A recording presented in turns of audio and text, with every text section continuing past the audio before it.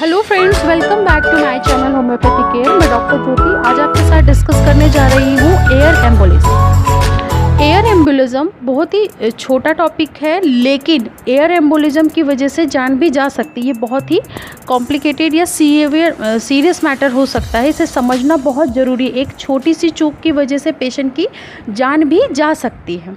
जैसे कि air embolism देखा जाए कि when air is introduce into the venous या आर्टेरियल सर्कुलेशन। अब ये कैसे दो तरह से हो सकती है, या तो वेनस एयर एम्बोलिज्म हो सकता है या आर्टेरियल एयर एम्बोलिज्म हो सकता है।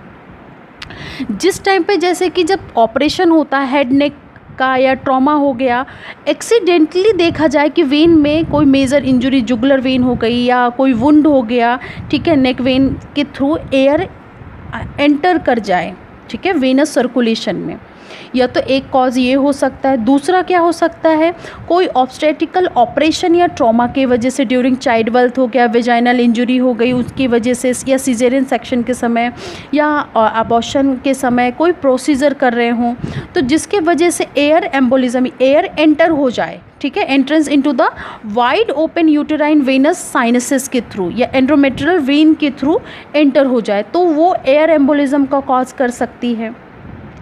या तो फिर देखा जाए कि जब intravenously infusion of the blood या फ्लूइड, ठीक है, उसके थ्रू हम कोई इंजेक्शंस देते समय, ठीक है, कोई फ्लूइड को इन्फ्यूज़न करते समय या ब्लड को ट्रांसफ्यूजन करते समय, उस टाइम पे ड्यूरिंग इंट्रावेनस ब्लड या फ्लूइड इन्फ्यूज़न हो जाए, उस टाइम पे पॉजिटिव प्रेशर की वजह से ये एयर एम्बोलिज्म हो सकता है। या तो ड्यूरिंग एंजियोग्राफी के टाइम पे कुछ अमाउंट ऑफ एयर जो इंट्रोड्यूस करते हैं इनटू द सर्कुलेशंस में, the volumes of air necessary to cause death is invariably 100 to 150 ml of air entry is consider fatal.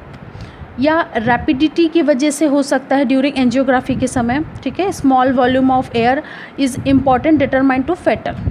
Positive position of the patient की वजह से during soon या फिर after entry of air is another factor, जैसे air bubbles में ascend into the superior vena cava if the position of head is higher than the trunk, या reach the brain तक पहुंच सकता है एयर, ठीक है।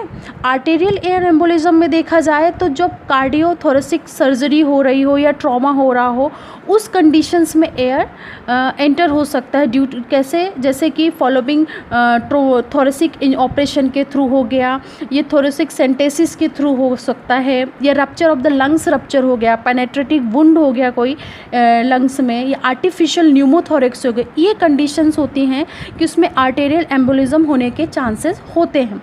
पैराडॉक्सिकल एयर एम्बोलिज्म देखा जाए कि due to passage of the venous air emboli to the arterial side of circulation through the patent foramen ovale, या फिर वेया पल्मोनरी आर्टियोवेनस शंट के थ्रू हो सकता है।